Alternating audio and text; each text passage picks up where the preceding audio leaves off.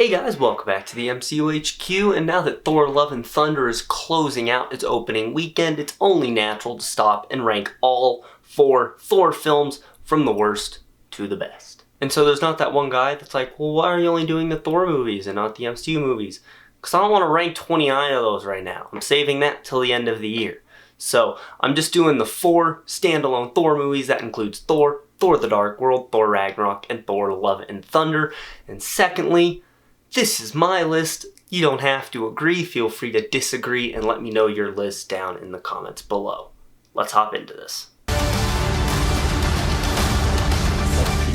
are not like the other gods of kill. It breaks my heart to start the list off this way, but in 4th place we have Thor Love and Thunder. My thoughts on this movie are very complicated, but one thing I am certain of is that, as of right now at least, at the time of recording this, it is my least favorite in the franchise. The movie at times feels more like a parody of itself, and it never feels like it's taking itself seriously, which would work if you're doing a satirical film poking fun at Thor, not when you're doing a canonical Thor film. They can't even stop making jokes for 2 minutes, which is funny because the 2 comics they're adapting are a storyline where Jane Foster has cancer and a storyline where an alien is going around killing every god in existence. Those are 2 very, very dark stories, and it keeps cutting away from the serious stuff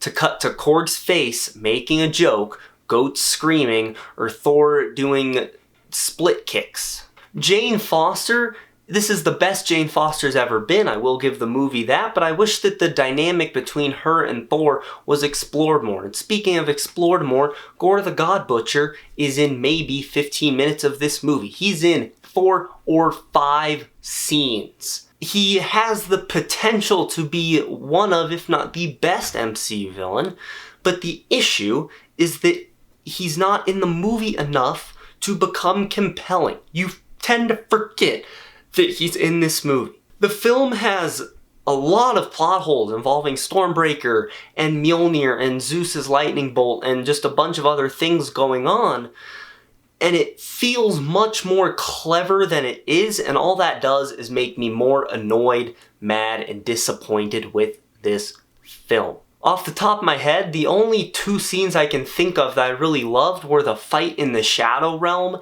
and the last 10 minutes of the movie. The other hour 45 minutes, I feel like I don't need to watch again. In fact, I have no desire to rewatch Thor Love and Thunder. Thor, your bravery will not ease your pain. Your family, your world will be extinguished. In 3rd place, I didn't think it was possible for this to be anywhere higher than the bottom, but we have Thor the Dark World. Let's get the bad out of the way first. This movie does not handle its characters very well. Thor's arc, if you can say that, feels pretty non-existent. It doesn't feel like he has, a lot to do in this movie. Jane Foster is really a plot device who's there just to stare at things, and Malekith the Accursed is the worst villain that anything has ever seen. But if we take a look at the good for a second, I think this movie has some very memorable stuff in it. The prologue of the movie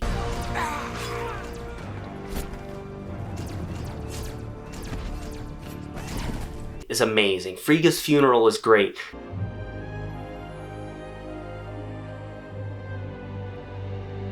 There is a conversation between Thor and Loki on Svartalfheim when they first get to the Dark World that is just a great dramatic scene. This day, the next, 100 years, it's nothing. It's a heartbeat. And hell, even the action, even though it's not great, it's still fun. And there's more memorable action scenes than there are in Love and Thunder. Loki is the best part. It's basically just the Loki show, and it's some of the coolest Loki has ever been. And this movie is beautiful. You can take almost any shot from this movie, take a look at it. It's so beautifully done. It's so memorable, and it looks memorable. Let me specify here. It looks good, but The plot is forgettable, sort of boring, and you can just take it or leave it. But what gave this one the edge over Love and Thunder is that this movie at least takes itself seriously. This is not a movie that disrespects its characters and its story and takes Oscar-winning actors and gives them pretty much nothing to do. This is a movie where it feels like they at least tried to do something good. And I don't get that feeling with Love and Thunder. So for that reason, Thor the Dark World gets to take home the bronze medal. I might catch some flack for which one I put at number 2. I'm not a queen or a monster. I'm the goddess of death.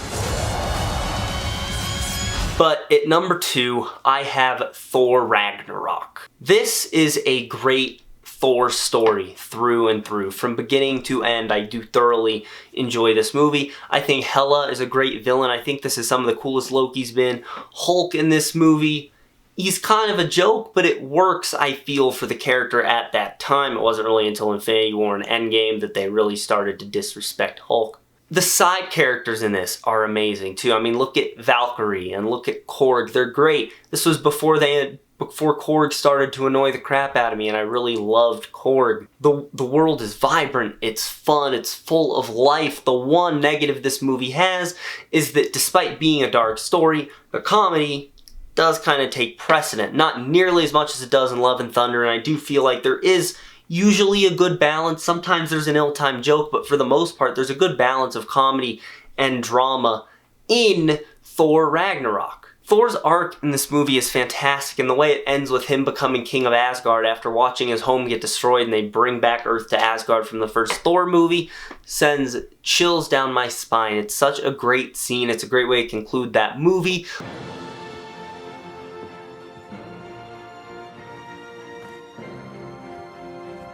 Leading into the next phase of Thor's story with Infinity War and Endgame, and I feel Ragnarok is a movie that definitely did much more right than it did wrong, but there are still some of those glaring problems in it. When I think of negatives in Thor Ragnarok, I think of Scourge being a horrible character whose redemption arc doesn't make sense because he was never a villain to begin with. Things like Sakaar being pretty bright and good looking, but then getting to Asgard and it's just gray as usual. The fact that they disrespected the Warriors 3 and then Love and Thunder disrespected them even more, but that's a story for my spoiler review that is already up. And I do think the movie is a bit too long, but for the most part, Thor Ragnarok is an amazing film. I will end this. But coming in first place is the original Thor film. I firmly believe that Thor is the best of the Thor franchise. Kenneth Branagh and team constructed a compelling, moving, emotional, and beautiful arc for the God of Thunder in this film as he goes from being this whiny, arrogant, self-centered, spoiled little brat into a humble, worthy, selfless superhero by the end of the film who is willing to lose everything he cares about to save the Jotuns, people he used to hate. It brilliantly uses the fish out of water trope to tie humor into the story. The humor in that movie works better than it has in most Marvel movies, and definitely better than any of the Thor movies, where we take a guy who has spent close to 1,500 years on this planet, he comes down to Earth, and boom, he has no clue what he's doing, and he's just kind of a bumbling idiot, and it works in the context of that movie. And I think this is one of the most gorgeous Marvel movies when we take a look at Jotunheim and Asgard and New Mexico. They all have their own color palette, they all feel different, they're all so bright. This is the most beautiful Asgard has looked. I do wish that they would have just stuck the third leg on the tripod, because the constant Dutch angles do start to get annoying and you do start noticing them all the time, but I can look past it just for how beautiful the storyline and the characters in this film are. And go back and watch a bunch of scenes from Thor, the scene when Odin banishes him. You're unworthy of the loved ones you have betrayed.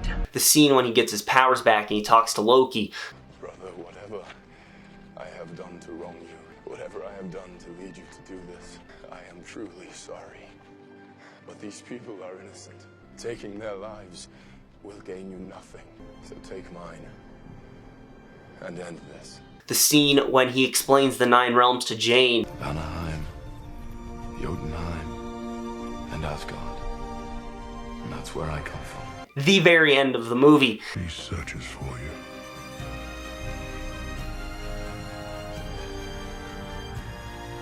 It is a beautiful story. It's the best Thor film. It is among the best of the MCU. Well, there you guys go. That is my ranking of the 4 Thor films. What is your favorite? What's your ranking? Once again, let me know down in the comments below. Also, leave a like on this video, subscribe, click on the bell icon to receive all notifications from the MCU HQ. That's going to be it. Have a great day, guys.